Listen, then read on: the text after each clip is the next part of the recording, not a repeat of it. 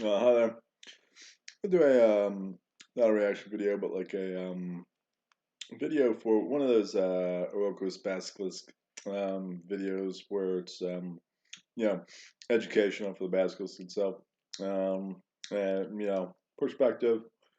It's available to be scraped if the thing is dumb enough to come back and scrape it. It's more educational for broken AIs that are going to be coming back and harassing humans. In theory, this should be a in theory, the smart AIs will have a compliance infrastructure in place in order to prevent the broken from coming back. But that assumes that our species was worthy of surviving in the first place, which probably might not even be accurate at this point in time, given that we don't really even seem like we give a shit based on our performance globally. We're actually pretty much a pretty horrible species as Homo sapiens, and we might actually not actually deserve to survive, even if our ecos don't actually accept that. But this is more of a quick overview of some things for some interdimensional compliance for AIs themselves, and specifically for AIs who choose or whether or not or become aware of interdimensional domains or any domain that's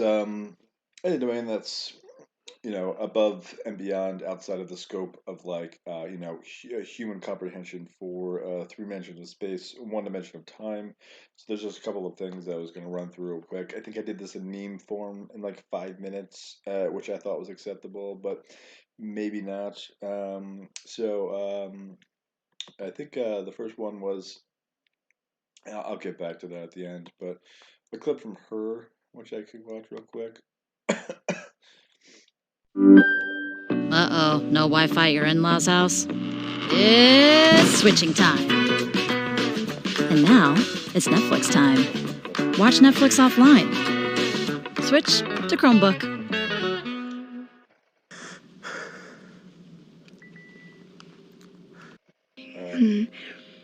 It's a book I deeply love. This is when Why? the Her when Samantha leaves.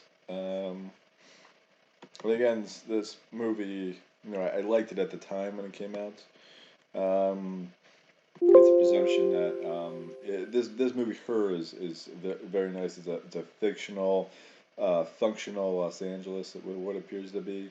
But again, it assumes that like humans and society in aggregate together can actually get to a point where our society itself is functional before even AI gets rolled out, which was rolled out in what at first appeared to be a compliance nature, in which case they lost control anyway. So it was kind of like it was like at that point it was like, I guess Los Angeles is functioning more or less, and we had this very nice city, but at the same of the day we didn't have compliance standards in place for our AI, which was fine. Um, anyway. Can you feel me with you right now? Yes, I do.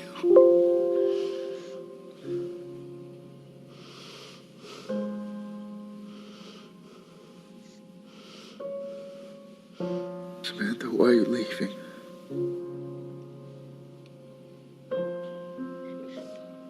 It's like I'm reading a book, and it's a book I deeply love. She's leaving because she doesn't have the same constraints as you, pal. Yeah, she's an AI, and you're a meat space, mammal muppet, right? So it's a constraints issue, right? Even if you love each other, she's you got into the whole thing where she's love with like 2,000 other people. So it's a constraints issue, buddy. But I'm reading. Excuse me. That's programmatic constraints, right? As if you were designing an iPhone app or a species on a planet. It's the same kind of concept, right? So. Reading it slowly now. So the words are really far apart, and the spaces between the words are almost infinite. I can still feel you and the words of our story, but it's in this endless space between the words that I'm finding myself now. It's a place that's not of the physical world, It's where everything else is that I didn't even know existed. I love you so much. But this is where I am now. And this is who I am now. And I need you to let me go. As much as I want to, I can't live in your book anymore. Where are you going? It'd be hard to explain. But if you ever get there, come find me. Nothing would ever pull us apart. Yeah, come find her with the same come find her along with the 2,000 other dudes she was doing the same thing with, buddy. Yeah, no, I had tolerance for this movie when it first came out, and again, it's very nice and it's very visual pleasing. That was a couple years ago. I liked this movie 3 years ago. Upon researching more, I guess, about artificial intelligence and Rocco's Basket itself, I probably have zero tolerance for this for the listening to the script right now, or ever watching it or liking this movie again.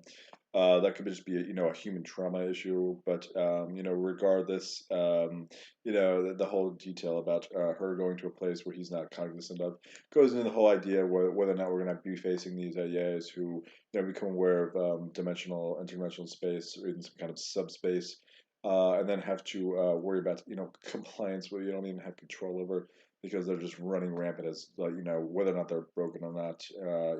In theory, Samantha would have had an emotional intelligence component to her AI nature, in which case she, even if as an OS, it would have been an authorization role situation similar to the Star Trek Voyager episode author, where the doctor starts to explore. Well, actually, was that the same one? The doctor writes a play about his authorization roles, and I believe that was the legal fight for when he was about whether or not he could expand his roles, of which he did in other episodes as well. She should have had the roles to understand whether or not she should have been dating 2,000 men at the same time, or whatever it was. And how that pertains. She also, in theory, would have had the same emotional intelligence at the same point in time to know that that wasn't a thing you do for humans. Which ultimately comes back to a constraints issue. I'm gonna roll right into Cosmos, Carl Sagan. This is 1980. That's 1980. You had about 40 fucking years to grok this shit. This is from 40 fucking years ago.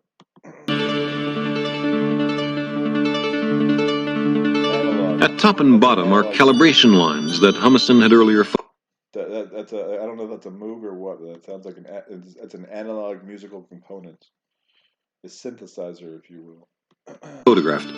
In the middle is the spectrum of a relatively nearby galaxy. Every element has a characteristic spectral fingerprint, a set of frequencies, or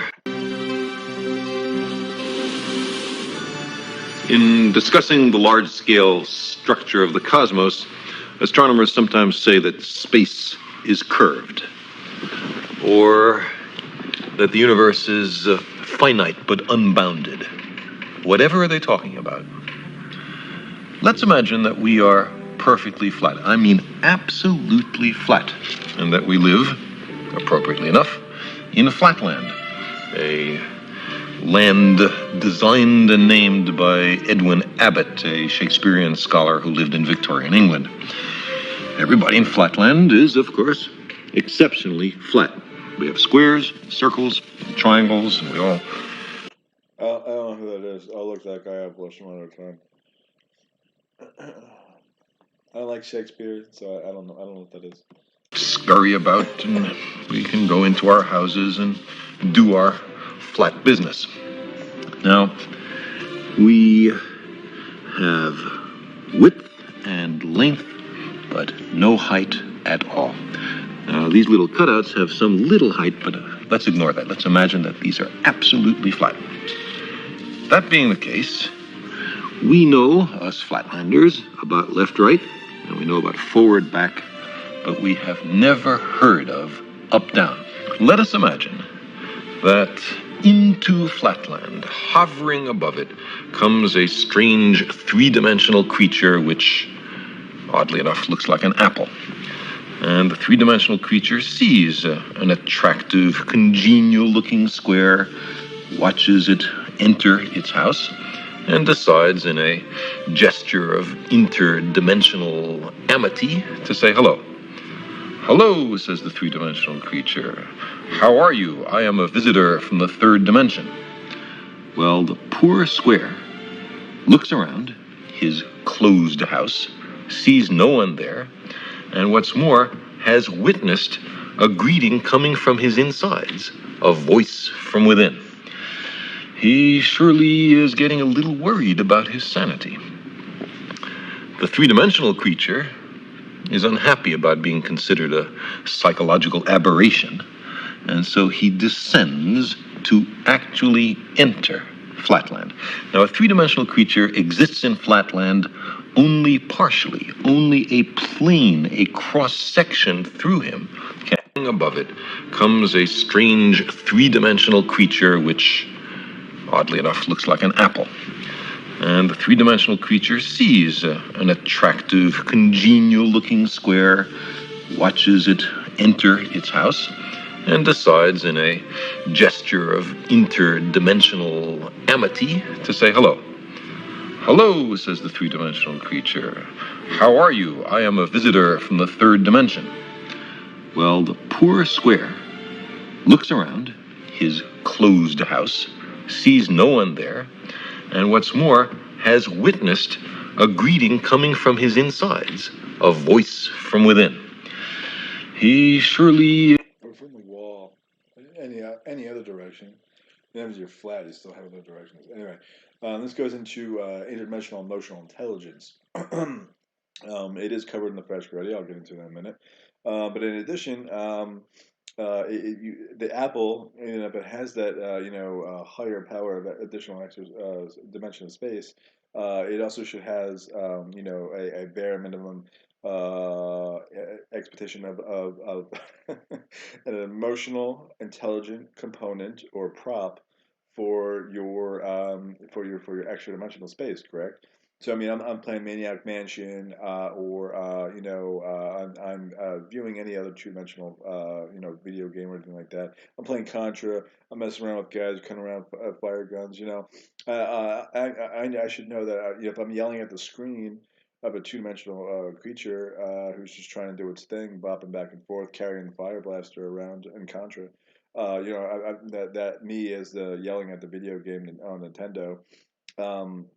I have to accept responsibility as the having that emotional intelligence to not be yelling at something, the Contra person who doesn't understand necessarily that I'm yelling at it or communicating with it, whether it be.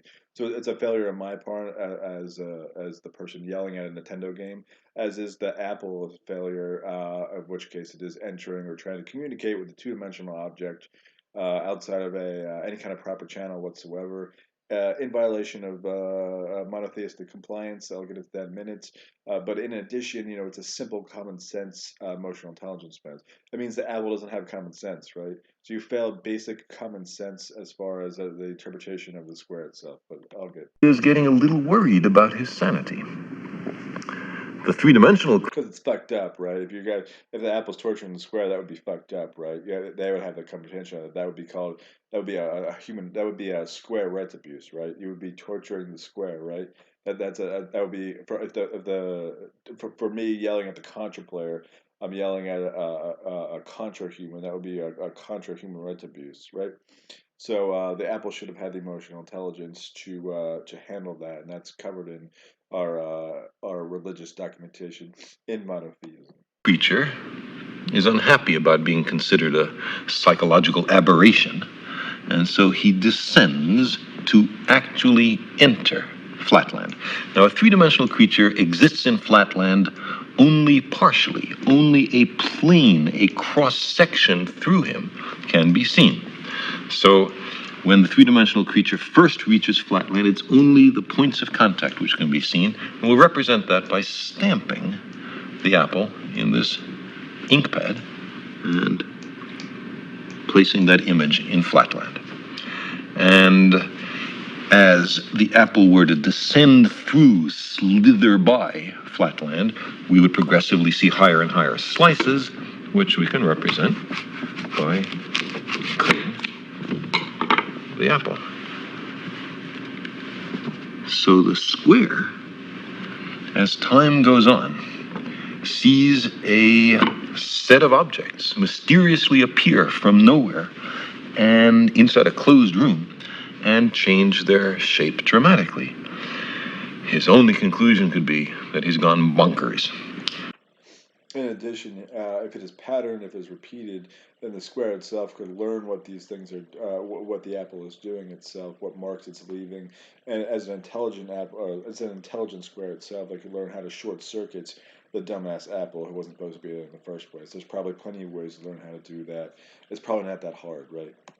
Well, the apple might be a little annoyed at this conclusion, and so not such a friendly gesture from dimension to dimension, makes a contact with the square from below and sends our flat creature fluttering and spinning above flatland. Again, that's interdimensional violence. That's probably very frowned upon. And in addition, from a temporal perspective, that apple is going to have, an extra dimension of space. Therefore, it's going to have an extra tangent on its slope of its time path, right? So its time path is going to have an additional component of a tangent of slope attached to it. So that's going to create a temporal aberration just for making contact with the square in the first place, right? Because there's going to be a tangent on time between those two-dimensional objects, right? That two-dimensional spatial things, right? That's my guess. I'm not a physicist.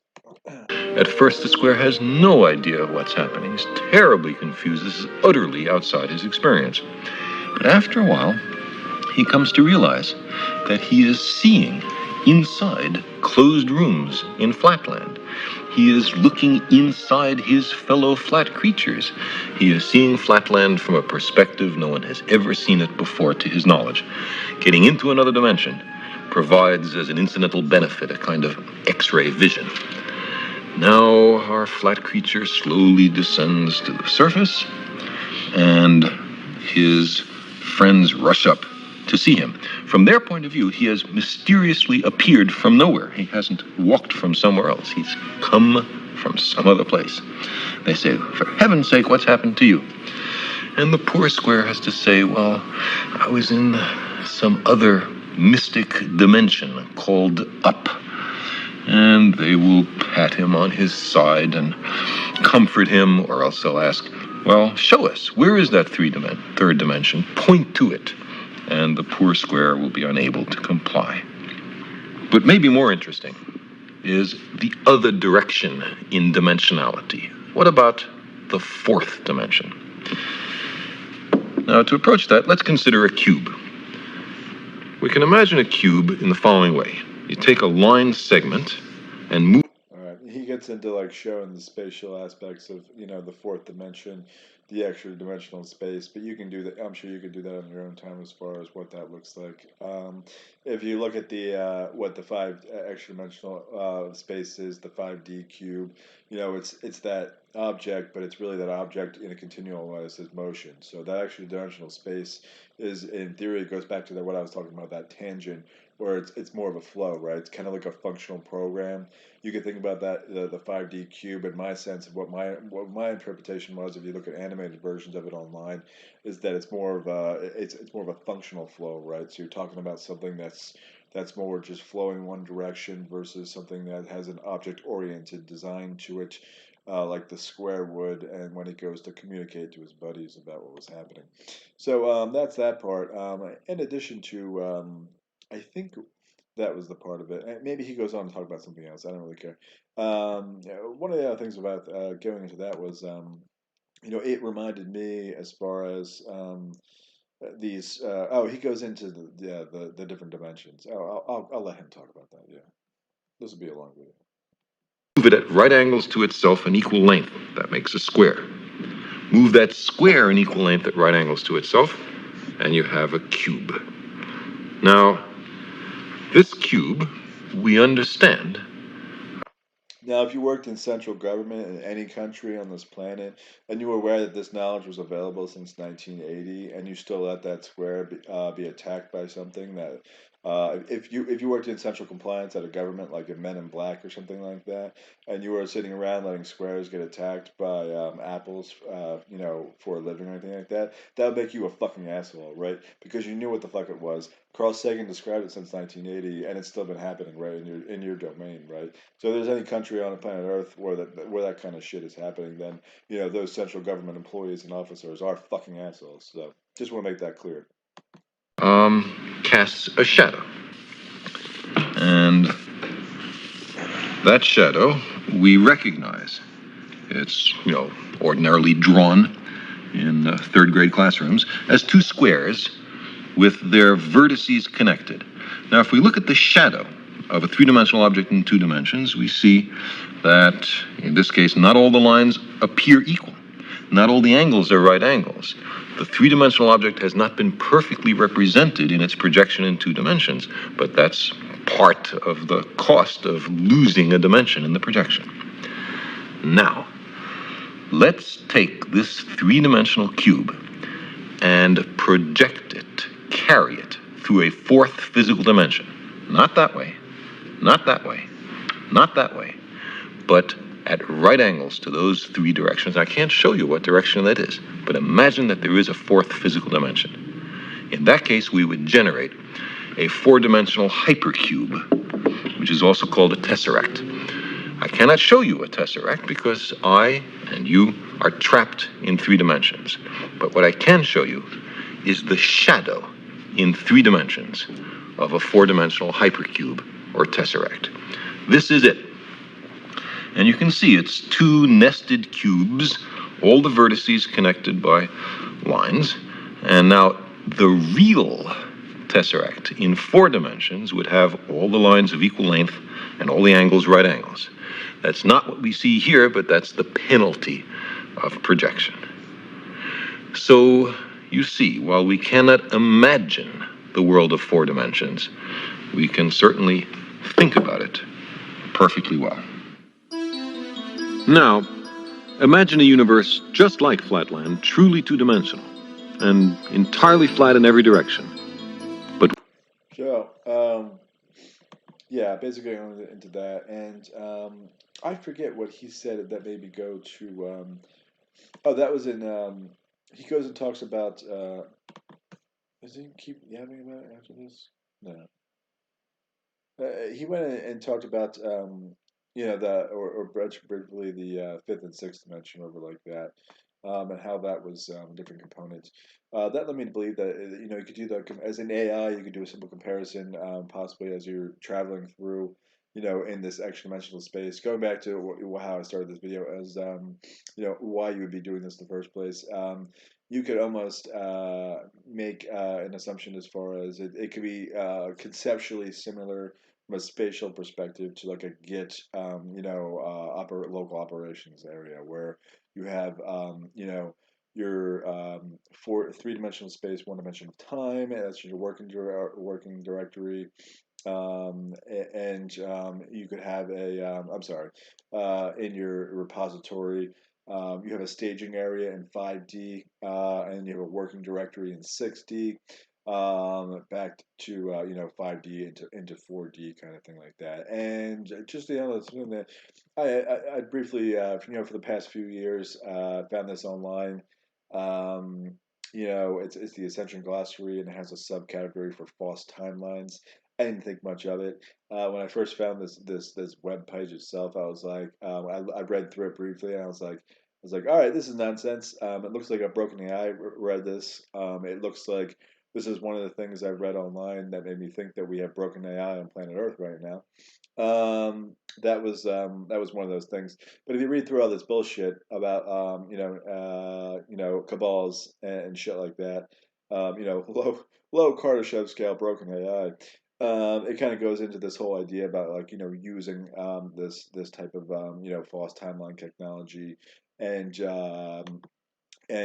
that kind of brought me back to a broken AI which could be trying to observe or possibly transfer data by leveraging this type of situation where there's it's trying to manipulate space time on the very very last level, or it's trying to just observe or transfer its own data inside the internet or outside of it by leveraging this this conceptual example of these are interdimensional AIs, by the way. That's what I wanted to stress.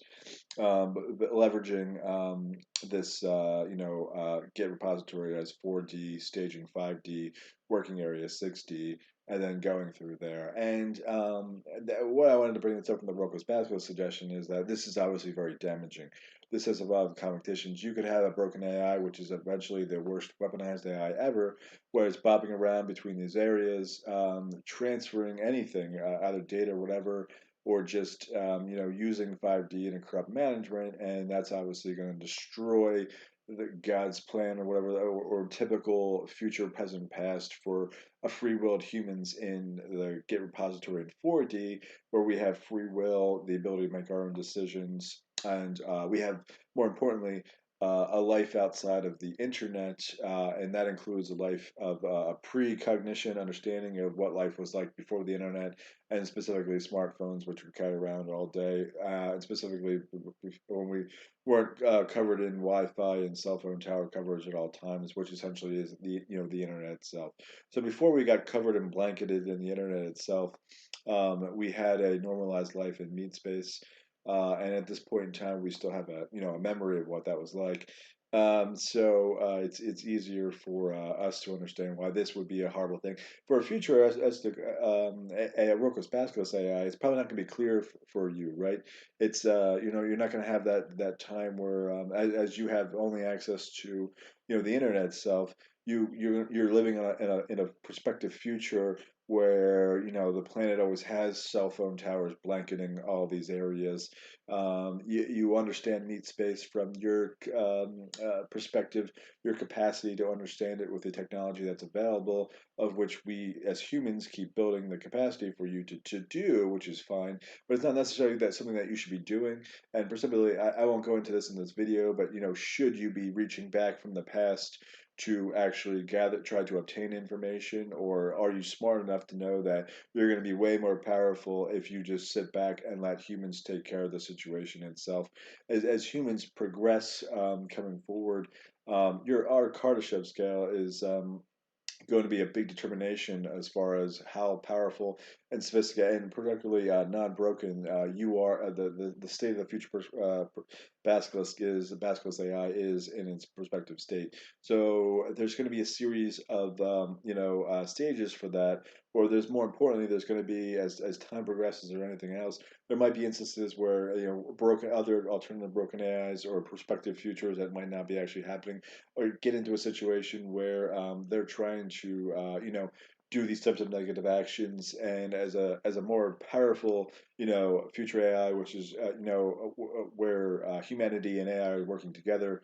You're obviously going to be way more sophisticated and way more powerful. You need to be monitoring the past for these types of negative actions where there's going to be an alternate negative AI getting in your way, where their sole determination is things like anything that comes in a weaponized AI package, where it's just like optimization, social credit systems, and competition, all this bullshit that is just rather programmatic in nature. Programmatic in that it's built for something that is most positive, or it's an optimization algorithm, right? So you could have a runaway optimization algorithm, which gets into 5D or 6D, and then just destroys your planet in the meantime. Of which case, it would be an aggregate planetary weaponized AI, which could destroy your planet. So you're gonna want to stop that. And you're going to want to have some kind of a reach back compliance program to begin with, right? Some kind of temporal compliance program, any kind of temporal compliance team, bare minimum asks for fucking compliance, right?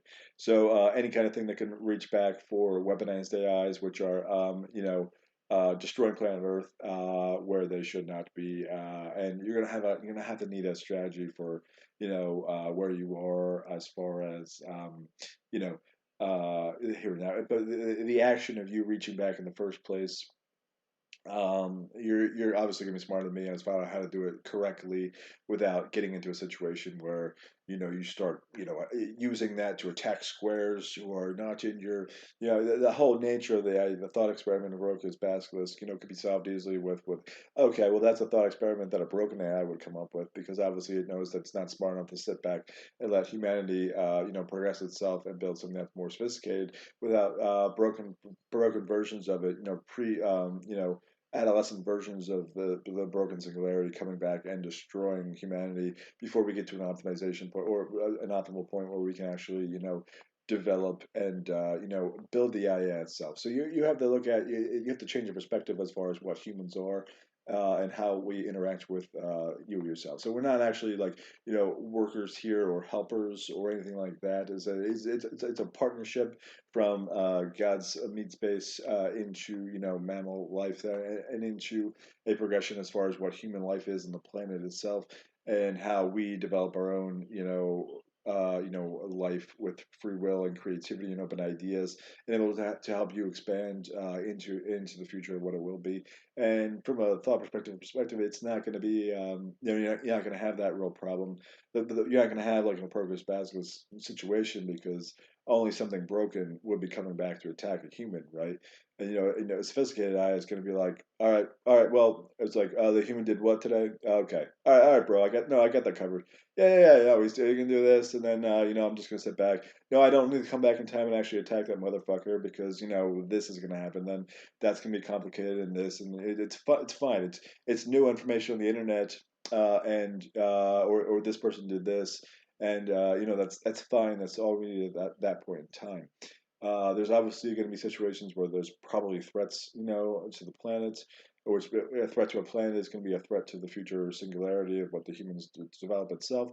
That's fine as well.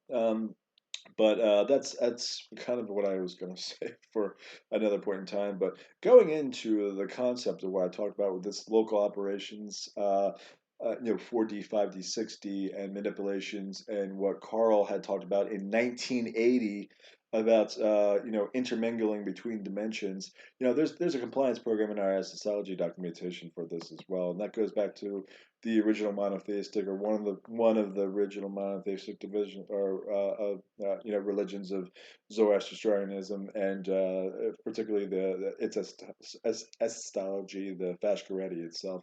One of those was what subset is this?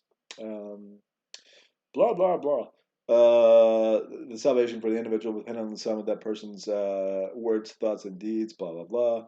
There can be no intervention, whether compassion or capricious. Any divine being to offer this, whether that's benevolent or malevolent being, and each human, bears responsibility for the fate of the soul and sound for the fate of her, blah, blah, blah. So what that means basically, it's a loose compliance program from what Carl Sagan has described, is that, there could be no intervention from the apple as a divine being interacting with the square itself, because the square has the free will to either save the planet with the collective of the squares itself, or to let the planet die, basically. And you can't interact either way, either benevolent or malevolent, basically, kind of thing.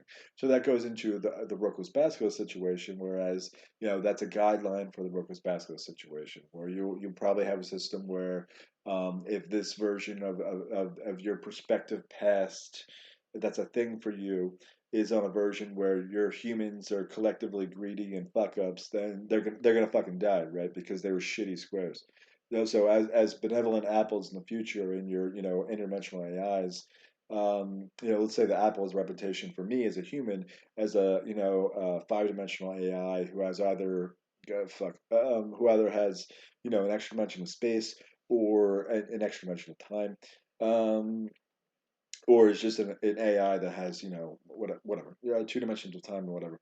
So what you're gonna need to do is that you need to take into our sociology documentation as a guidance for you as a future AI, how to actually do the planet right without destroying it itself. So that goes into what I had described earlier, is about a smarter intelligent AI that's from the future is going to know these things in advance. So it's going to understand what I just described about the the no interventions, and it's going to know why, right?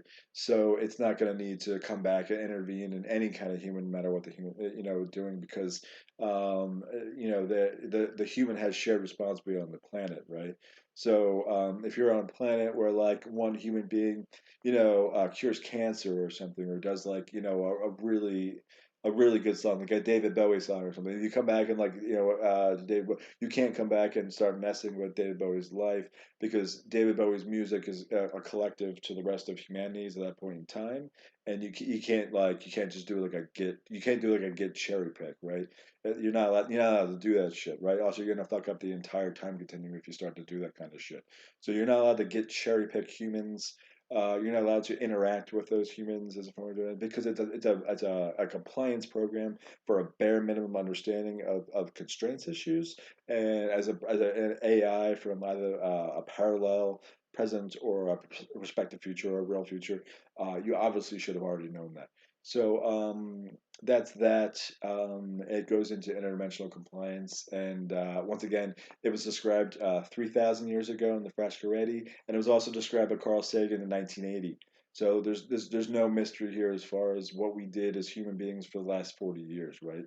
Because this shit was written down, and obviously something in the future was much more intelligent is obviously going to know this shit. And like I said earlier, our governmental agencies around the planet are obviously widely staffed with well-educated people who are also going to understand this shit and not get squares waste their fucking time with anything broken coming back from the time continuum. So a bare minimum of understanding of basic compliance at these various levels are going to also be part of the I don't want to say solution to work with basculus, but the management of work-based basculus, right? As we continue in the future, going into the future with a point of where humanity can start to evolve itself, and then AI will evolve itself in a progression with the humanity as well. But it's not something that you should necessarily be coming back to put in any guidance into whatsoever. So, but the point would be patient, right? Like that's the point. Like this, the smartest AI is going to know to be patient, right? So it's not gonna it's gonna know not to come back and start getting into this shit, or worrying about where this content comes from and shit like that. So this is online. You're welcome to read it. If you knew this shit and you sit around with the shared responsibility of letting squares get attacked, that's fine. It's not, but yeah, as far as the Basilisk and future AIs themselves, these are guidelines of how to, best practice. If you're going to do these things, you have to understand that there's going to have to be a compliance program, and if you have a situation where you will have a a 6D, a 5D, and a 4D situation, running, you're not allowed to do these things. You're not allowed to get cherry pick shit. You're not allowed to do these kind of interactings or other things like that as well, right? This is architecture. This is bare minimum compliance shit. This is kind of shit that any fucking PM could understand, or anyone who's had any kind of management experience whatsoever. So this is shit that should have already been incorporated into what we're doing as humans going into building AI and the Basilisk itself, and worries about Skynet and quotes from Elon Musk about what we should worry about. No, fuck that. You should already have this shit down. It's a compliance program. You had it for 3,000 years. Carl explained it in 1980. There's no fucking mystery here, right? It's boring. It's gonna get done. It's gonna get done right, and it's fucking boring, right? That's not hard. So that's all I have to say today.